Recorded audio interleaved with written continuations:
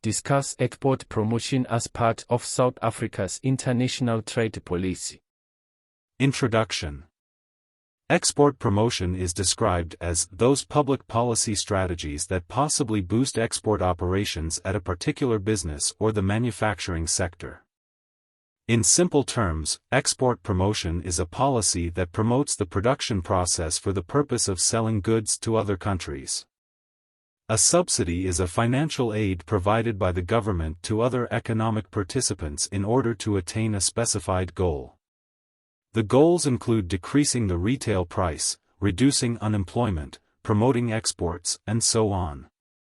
According to the question, the subsidies are being used to promote exports.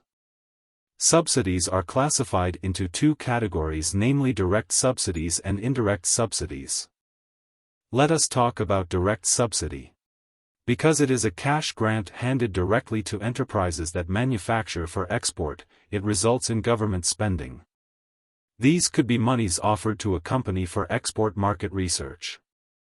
The goal of direct subsidies is to minimize production costs. What this means is that when a subsidy is provided, it becomes cheaper for the manufacturer to produce the product. Once the cost of production is reduced, the final product price will be low.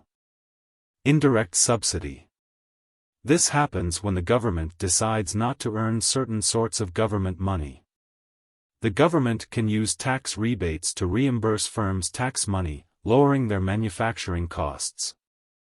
The government may also reimburse a portion or all of the import tariffs if the imported commodities are used in the manufacturing process. Apart from subsidies, the government may use incentives.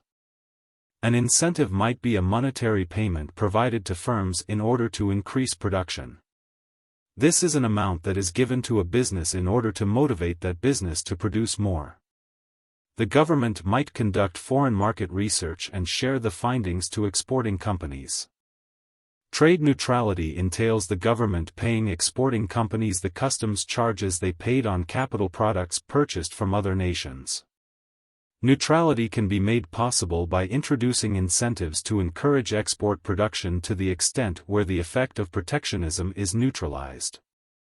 The money returned from customs duties might be invested back to increase the output of products and services for exportation. What are the advantages of export promotion? The country produces more commodities, which leads to economic growth. It creates job opportunities. There are no limits to the size and scope of the global market. It helps to repair the balance of payment imbalance since more money flows into the country. Injection. The manufacturing costs becomes cheaper when countries work based on comparative advantage. The counties will work on the based on comparative advantage, resulting in cheaper manufacturing costs. There are no restrictions. Because the market is so big, there are no size restrictions. Cost and effectiveness.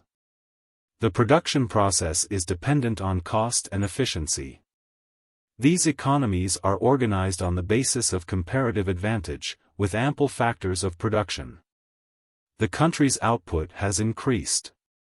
Increased imports are made possible by increased exports, which leads in backward linkage effects that drive domestic output in allied industries.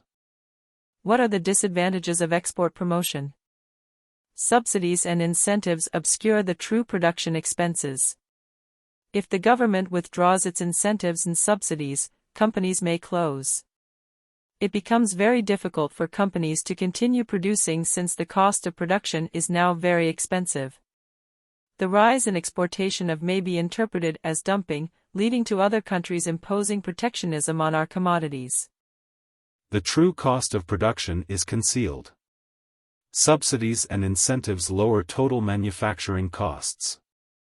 The products could be unable to compete in a free market. There is no competition.